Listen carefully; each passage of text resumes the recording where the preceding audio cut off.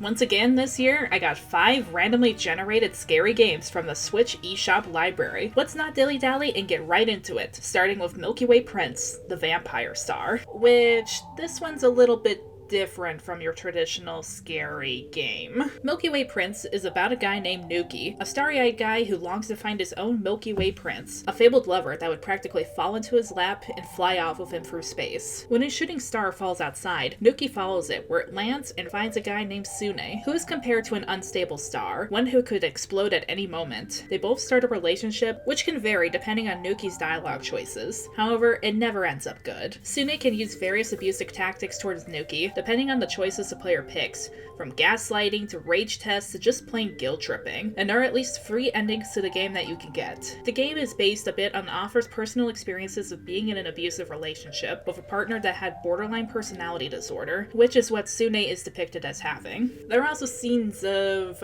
passionately hugging, if you know what I mean. These are done creatively, where it's compared to 2 stars in orbit. Then you choose from 5 senses, which will give some insight from Nuki in the moment, as well as things to notice from Sune, like if he's crying while kissing Nuki. There's also a short segment between the 2 stars orbiting and the 5 senses, where the Milky Way Prince asks if you'll love him unconditionally and never leave him before granting permission for this connection. However, while at first it's certainly mutual between both parties, it eventually becomes coerced, and then ends with Sune not even asking for Nuki's permission before he does what he wants. This is a hard one to recommend, not because it's a bad game, but because of the subject matter. If subjects of domestic violence are triggering or upsetting for you, it may not be a good idea to play this one. While I've never been in an abusive romantic relationship, thankfully, I have been in other toxic relationships, so it was a bit upsetting to see Nuki's inner monologue as he blamed himself for Sune's self-destruction, and how Nuki slowly became a husk of his former self, as well as how Sune treated Nuki, yelling at the player and blaming Nuki for everything that's happening. However, it was also nice to see representation for difficult situations that's done tactfully, and to connect with the developers' experiences like this. I don't regret playing the game. For the good parts of the game, I felt the writing was compelling and there are creative mechanics used. It's also good representation for this kind of subject matter, though perhaps a little bit short as Nuki and Sune only know each other for a couple months. The color palette and graphics are also pretty simple in a lot of senses,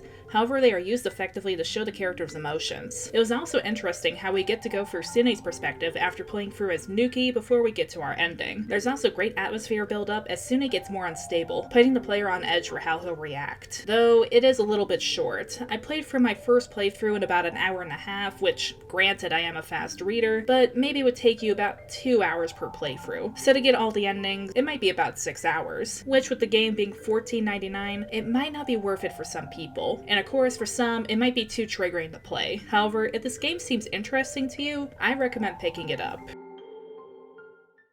Okay, let's move from the horrors of the real world over to the fictional horrors with Clea. In this story, it's Clea's birthday, but before you can enjoy any cake, some creatures called Chaos Servants break out of your parents' lab and begin to wander the halls of the house. You go to see if your family are okay, also leading your brother through the halls to safety. You also find out that there's a little bit more to Clea than meets the eye. This game is dependent on stealth, puzzle solving, and lots of patience. There's plenty of wardrobes to hide in order to avoid the monsters wandering the hall, as well as objects such as buttons and toilets that emit sound in order to distract monsters to a certain area, or attract them to you if you're not careful. The game is jump scare free, so for those of you who don't like jump scares, this would be great for you. You also get limited saves, as you only save with limited candles, or with cakes throughout the levels. And if you get attacked by a monster, it's game over, and you have to load up a previous save. You also have to drink potions if scars pop up, as there is a demon thingy that's trying to take over your body, and this is the only way to keep it from taking over. I do like the art style, where the characters almost look like the illustrations of a pop-up book against the minimalistic backgrounds. The soundtrack is nice too, though sometimes some of the songs can get a little bit repetitive. I'm also intrigued by the story and actively seek out any notes and books left around the mansion. It almost reminds me of the Coma that I played last year, but this one you take a little bit more time with, while with the Coma you're more likely to randomly be in a chase with the monster. And there's not really any puzzles in the Coma either, unlike with this game. It does raise up the tension of wandering through the halls, but it didn't scare me as bad as the Coma did, as it is rather easy to avoid and trick the monsters in this game. If you want a more fast-paced horror game, or you don't like the hide-and-seek type of horror games, this one might not be the one for you. However, if you're like me and you get easily scared of horror games and don't like jump scares, I think this would be a good starting point for you. Next is Akai, and I did not enjoy my time with it. Wanna know why? Well, I'll show you. Alright, time for us to see some yokai. Oh, I have to write kanji with the Joy-Con? It's a bit cumbersome, but okay, I'll roll with it.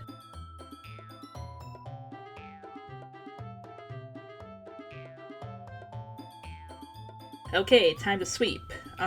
Where's the broom?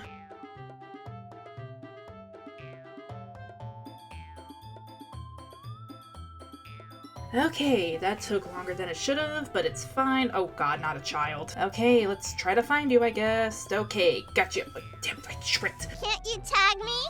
Just get back here, you little shit. I pressed the button. Why didn't I? But I pressed the button. Why didn't I count? You little. This is why I never want children. If you can tag me. Okay, I finally got you.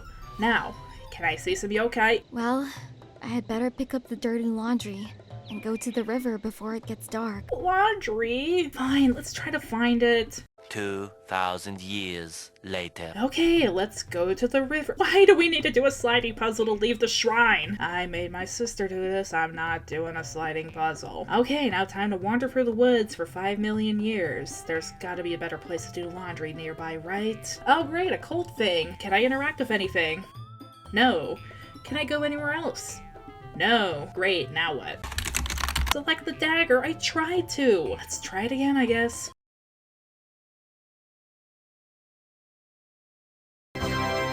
Wow, they certainly didn't make that easy, but fine.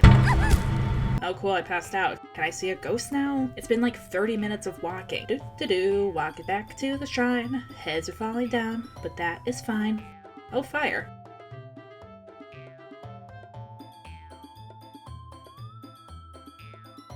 Please, for the love of God, let me go back to the shrine. No, not another fire puzzle. A few moments later. Okay, finally we're nearing the shrine. Honestly, at this point, I'd rather a ghost kill me. So, yeah. You play as a lady at a shrine who has to steal away yokai, which is a type of Japanese monster/spirit from folklore, which sounds interesting, and it's cool that you get to learn more about yokai. However, it takes way too long for things to actually happen. If anything, it feels like a glorified walking simulator at the beginning instead of a horror game. And even when the ghosts start appearing, it's not really scary, it's just more annoying. It's too dark. I can barely see. Well, that sounds like a skill issue, lady. I could see just fucking fine. It controls super awkward on the Switch. It's a pain to draw the kanji with the Joy-Cons, and the camera sensitivity is either too sensitive or not sensitive enough no matter what you do. I ended up just giving up during a chase scene with a yokai, as with the controls and how precise you have to be in order to open up doors or do anything, I kept dying to this stupid worm. And you know what? I don't care enough about the story to keep playing through this. And with this game, it takes you about 2.5 to 4 hours to actually beat the game. And it's $14.99. I think it's a good idea with poor execution and needed a lot more polishing before getting released. It's too short and too clunky. I do not recommend this one at all. Next up is Uncanny Valley. This is a pixel-style survival game where you play as a guy named Tom, who is starting as a security guard in a new strange town. You work at a mysterious facility, where a lazy security guard named Buck tells you really don't have to worry about much since nothing happens on shift. Well, that's the case until you start poking your nose into the facility's secrets. Finding the key cards to go into the lower levels of the facility, the creator puts a lot of emphasis on the branching storyline and how different events or failing certain tasks can lead to different scenes and endings. I do like the pixel art style as well as the premise. The characters are also fun, especially Buck and his rant if you fail to solve the generator puzzle like I did. There's also a lot for you to poke around and look into for the secrets to the facility, and every night you have these nightmares that reveal more about Tom's backstory, which is a creative way to give more background details and also get the player wondering about what happened to him. However, not everything is necessarily great in the game either. You don't get to run for very long, which gets really annoying in chases. You also can't use your flashlight while running, which is irritating. With the fact that you can't run very far, it makes it hard to explore the facility and town in a day, as you only have about 7 minutes to run around before you're going to pass out from exhaustion. It also would have been nice to talk a bit more with the characters before all hell breaks loose. The controls are also kinda weird. Normally on Switch the A button is used to select, with the B button being used to go back. However, it's swapped here, which makes it a bit confusing to move around. And there also seems to be times occasionally where there's not really much you can do to run away from enemies or hide. Like I reached my first ending in a game because I came across a monster on the floor, but I couldn't really really find a way to defend myself or a place to hide, at least not in time before getting obliterated by the monster. It does seem like Uncanny Valley has some pretty mixed reviews from people. With it being $9.99, it's not a horrible price. However, if you're looking to try it out, I might wait until it's on sale before buying it, just in case. Finally, we have No One Lives Under the Lighthouse, a Lovecraftian horror game that's inspired by PS1 style graphics. You are a lighthouse keeper, getting sent to a location where the previous keeper has disappeared. You try to do your job, but slowly more of the secrets of the island and how the previous keeper disappeared gets unearthed, and I'll try to spoil as little of the story as possible. The game is great at building up atmosphere. I was really tense throughout. Of course, the graphics are also wonderful. I love how the monster is kept in the shadows for as long as possible. Even in an early chase scene, we play from the monster's perspective, so all we see are these long legs, but we don't get to see the full body of the monster, which is brilliant. The ending of the story is also one I never would have expected from just starting out in a lighthouse. A single playthrough of the game will last you about 1 to 2 hours, and there are 3 endings to get. So $11.99 isn't bad on Switch, but if you have a good PC, you could get it cheaper on Steam for $6.99. If horror games like this are up your alley, I highly recommend picking this one up. And these are 5 horror games on the Switch. Hopefully one of these interests you enough to play this Halloween season. And if you played any of these before, let me know in the comments down below. And if you would like to see more from me, be sure to subscribe and click the notification bell. Until next time, this is Daz Macabre, signing off. Bye, and stay spooky.